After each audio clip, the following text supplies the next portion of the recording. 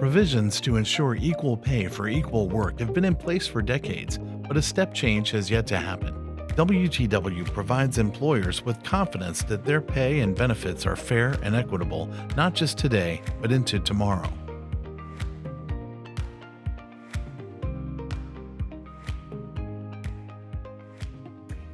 Hello and welcome back to our next video in the series, providing pay clarity and visibility. My name is Eva Jasmiatka and I'm here today with my colleague Valentina Rocci. In today's video, we're going to continue the conversation in relation to the EU Pay Transparency Directive, and we're going to focus in particular on the topic of benefits. Valentina, first of all, welcome. So in relation to the directive, there is a lot of discussion happening, you could say, in terms of the pay elements that are to be included. And what we do know is that the directive wants to look at pay beyond any direct cash compensation. So maybe starting off with the big question right away, in relation to benefits, are they in or are they out? Well, the directive is quite clear that within the definition of pay, we have benefits in cash and in kind. It doesn't go into the detail of which ones are in or out. It simply says benefits in cash and in kind, from which we can interpret that potentially all benefits should be in. So in our view, it makes sense that they are included. They are a relatively important component of total rewards. In many countries in Europe, they can represent up to 20–30% of your total reward package. So it's only right in a way that they are included. Also, I think worth noting that within the transpositions or draft transpositions that we've seen up until now, we haven't really seen any that have excluded explicitly benefits. So up until now, I think we can confidently say that benefits should be included. Yeah, that's very helpful. And as you highlighted as well, they can make up a really significant part of somebody's total reward package. And maybe one of the questions that is sometimes raised by some of my clients is that they indicate, well, why should we include benefits if the policy that we provide is the same for everyone? That must be the most common question we get around benefits. And the reason really is that even though benefits are very often provided on a uniform basis, non-discretionary basis, same benefits to everyone, the value of those benefits might be different by employee. And to give you some examples, flexibility and choice can bring in a little bit of that difference. So if some employees opt in or out of benefits, or one gender opts for higher or lower benefit values compared to others, then that would generate some gaps. The other one as well is when benefits are based on base pay or variable pay, and if there is a bias in any of those pay components and benefits are based on that, then obviously that will create a gender pay gap or benefit gap, let's say, and then will also exacerbate the total pay gap or gender pay gap. Yeah, so in essence, as you exactly highlighted, you can have the same policy, but just two examples here that highlight how it can, in the end, still lead to different values. One more triggered by maybe different choices that employees make themselves.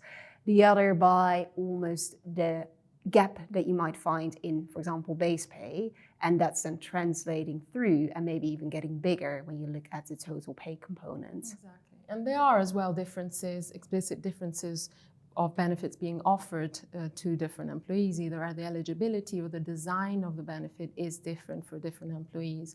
And so if within a category of employees, you have employees that are offered these different benefits in terms of eligibility on the design, then that will generate a gender pay gap as well. To give you some examples, collective labor agreements might dictate what benefits have to be offered to employees, to the extent that those employees within different collective labor agreements are included within a category of worker, and there is an overrepresentation with one gender over another, then that will generate a gap in the pay gap. Another one is post-acquisitions. If benefits haven't been harmonized, then that can also generate a pay gap. Yeah. And just from the examples that you're providing here, to me, it really highlights there can be quite a lot of reasons why you actually might find different values in benefits. And what we are also recommending our clients to do is ideally, you want to start looking into that and get a sense of what does potentially our data look like. Yes, absolutely. So start early on data as soon as possible, really, because benefits and data are quite complex, I think, and like compensation elements that may come entirely from payroll. Benefits typically come from very different sources. So it might be partly from payroll, it might be from HRIS systems, it might be your actuaries, your brokers, your third-party providers, your car lease companies. So infinite list of potential sources of data. So really starting early and gathering that data and understanding the data sources is important.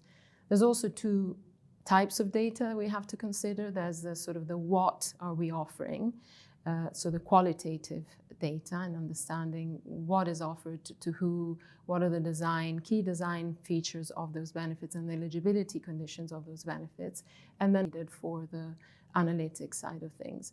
So starting early is really key here. Yeah. And you're touching on the point around data collection and data valuation.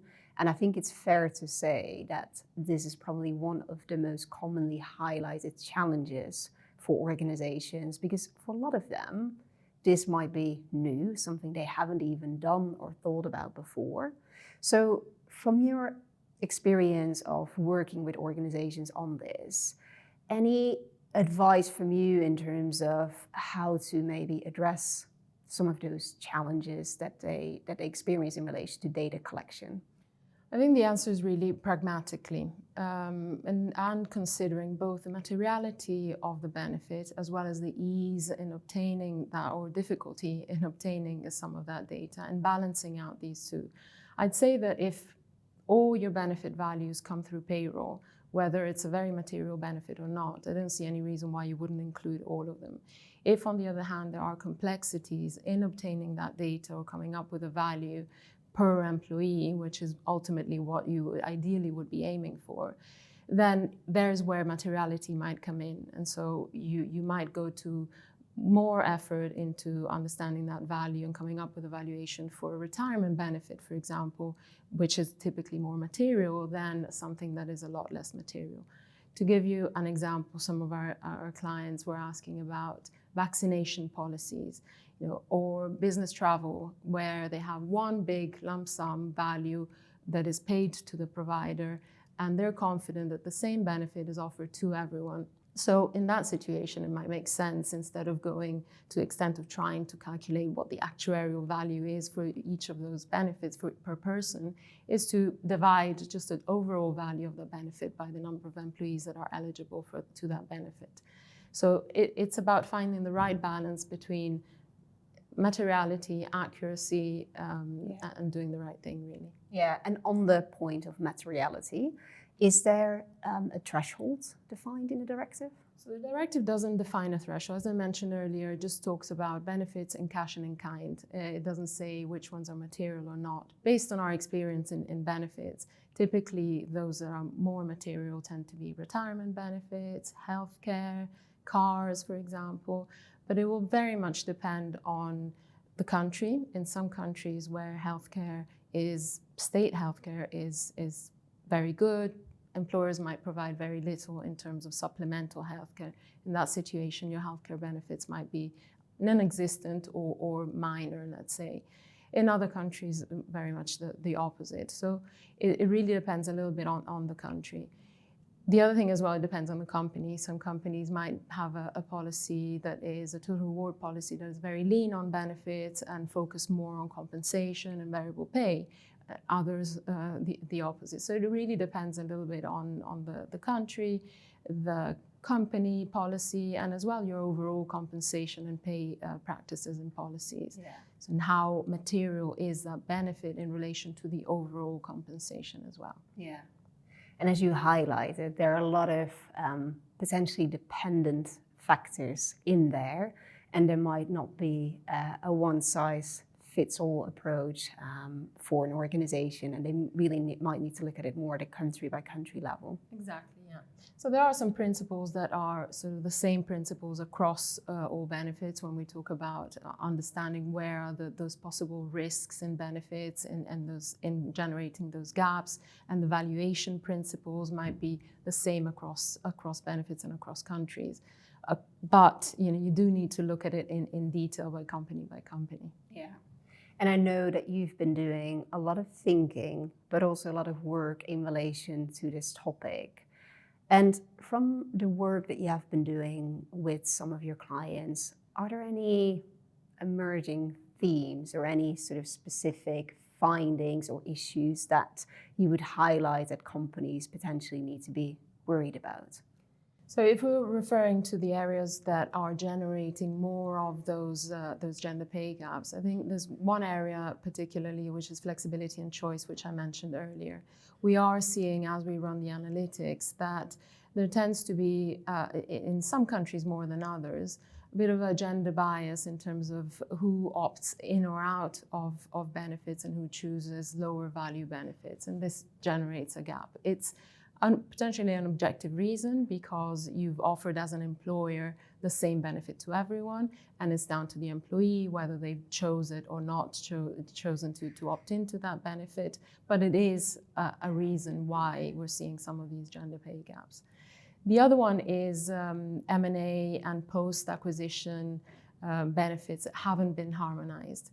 So there, I think it's a question of understanding really, when did this happen? How long? It's a little bit of time and the difference between benefits in different groups of people. So if imagine you've acquired a company 15 years ago and you haven't harmonized the benefits, and those benefits are very different from two groups of people, and there tends to be a gender bias between or overrepresentation of one gender versus another on who has one benefit or the other, then that will generate a gap, which might be starting to get a little bit difficult to explain and justify why it's taken so long to harmonize the benefits. On the other hand, if it's something more recent or less material difference, then perhaps that's a situation which is an objective reason. So that's one of those where I think it requires a little bit of thinking and justification. You mentioned a very important point there, Valentina, about objective reasons for difference, and that is ultimately what the directive is asking from companies. When you look at the pay gaps, are you confident that the differences are for objective reasons? And I think in particular also with benefits, in order to be able to answer that question, you need to do analysis, digging into the data to understand if we have any gaps. Do we know where they're coming from? Exactly that. And to go back to your first question, you say, why do we need to include benefits in the first place? And it's precisely because of all the examples that we've been talking through. There are differences out there that you don't really know until you actually investigate and do a little bit of that digging, and being confident and having documented really what you found, and be able to confidently explain this ultimately to workers' representatives if that's comes to that. Yeah, because they will be the ones who are in essence looking for that answer. Yeah, very interesting to hear from your experience, Valentina. So maybe for our audience who is watching this video, are there any, well, if you had to give 3 tips, what would be the tips that you would share with the audience?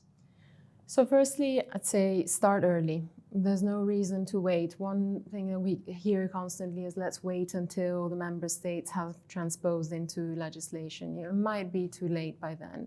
We heard about the complexities of benefits. So really start early. It doesn't matter if you don't capture all the benefits in the first round. I think now to a certain extent we have a bit of time, luxury of time to do that first dry run. And then the second time you do the numbers, perhaps you'll capture a bit more. So start early is my first tip. The second is really trying to be confident and understand really those reasons, as we were just saying. And then the third one is around data and documenting really where does that data come from, and the valuation pieces, because you'll have to replicate this over time, year on year. So it's really important to understand where are those sources of data, how frequently are you going to get them? What assumptions have you made? What have you done in terms of valuation and your valuation methodology so that you can repeat this and potentially improve the second time round if you've made some shortcuts, for example. Yeah. Very helpful. Thank you for sharing all your insights. Might also be worth to mention that we have, of course, written a white paper in which we also cover in quite a lot of detail our point of view on benefits and how they are to be included. So that could be also, if you're watching, a helpful document to look up, which you can find on wtwco.com. Valentina, thank you so much for sharing your insights, and thank you as well for watching this video. We hope you found it interesting, and be on the lookout for further content that we will, of course, develop in relation to this topic.